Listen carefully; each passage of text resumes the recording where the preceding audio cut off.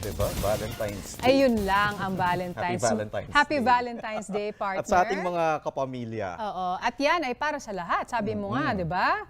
O dapat pati sa magulang, bumabati ng Valentine's Day. Sa lahat. At may nakita nga akong meme sa lahat ng mga Na? nagmamahalan, mga bigas, gasolina, lahat na. Ibang mahal naman Ayun yun nga lang. Para sa lahat naman talaga itong ating Valentine's Day. Oo. Uy, Pero, mga abangan tayo lalo na ikaw Yes. sa The Hague, the Netherlands. At yun nga, nilabas na po yung mga co-perpetrators doon sa kaso ng Crimes Against Humanity of murder. Itong pinag-uusapan ngayon sa ICC kay dating Pangulong Rodrigo Duterte. Ano ba kasunod niyan? Kasi ang iniisip ng mga tao, di ba, dahil nangyari kay dating Pangulong Duterte, napangalanan siya at yung arrest warrant ay sunod-sunod na. Yes. So ngayon ay tingnan natin kung anong aasahan natin. Oo. Mahirap talagang hulaan, di ba, kung ano yung magiging next move ng prosecutor. Pero kung pagbabasihan natin yung nakita natin noon sa nangyari kay dating Pangulong Rodrigo Duterte, nag-apply ng arrest warrant yung prosecutor. Pwede ring option sa pagkakaalam ko yung magsampa o maghain ng hiwalay na kaso, pwede rin yun. That's also an option. Pero kung idudugtong doon sa kaso ni dating Pangulong Rodrigo Duterte at gusto nilang kumbaga mapunta sa kustodiya ng ICC, kailangan mag-apply ng warrant of arrest.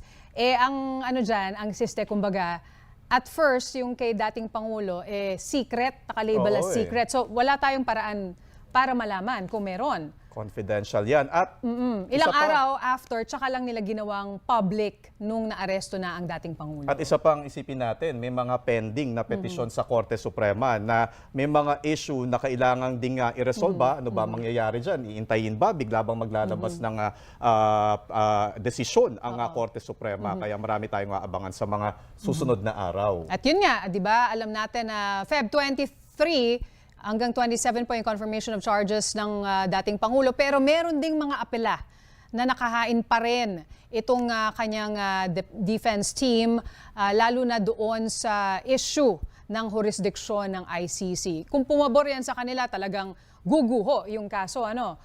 Pero kung sabihin na meron silang jurisdiksyon, mahaba-habang tuloy-tuloy na proseso po itong makikita natin. At sana'y tuloy-tuloy pa rin tayo, lalo na Of course! 22 years na ngayong araw ang TV Patrol Weekend. Napakaganda naman ang ating anniversary, sakto sa Valentine's Day. February 14. Congrats sa ating mga kasama dito.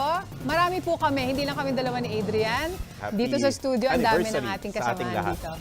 At yan po mga balitang nakalap sa aming tuloy-tuloy na pagpapatrol sa Kapamilya Channel, Kapamilya Online Live at A to Z. Para sa iba pang balita, mag-log on po sa abs-cbn.com.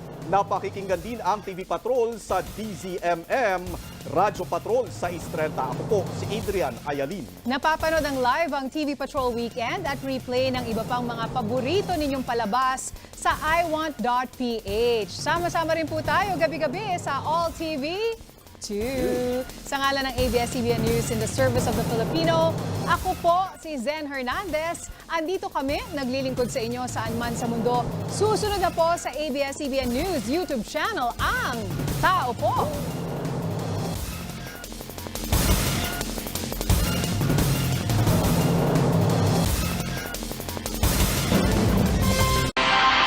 Dami na palang nagbago, partner. Parang dati simple lang nung panahon natin. MU lang yung naabutan ko. Yun nga lang. Or either kayo or hindi. Ganon siya kasimple. Oo nga. Pero mga kapuso, kayo po, saan man po kayo nagdiriwang ng Valentine's ngayong araw, isang maligayang araw po ng mga puso sa inyong Happy lahat. Valentine's Day to all. At yan po ang mga balita ngayong Sabado para sa mas malaking misyon at mas malawak na paglilingkod sa bayan. Ako po si Pia Arcangel. Ako po si Ivan Mayrina mula sa GMA Integrated News, ang News Authority ng Pilipino. Nakatutok kami 24 oras.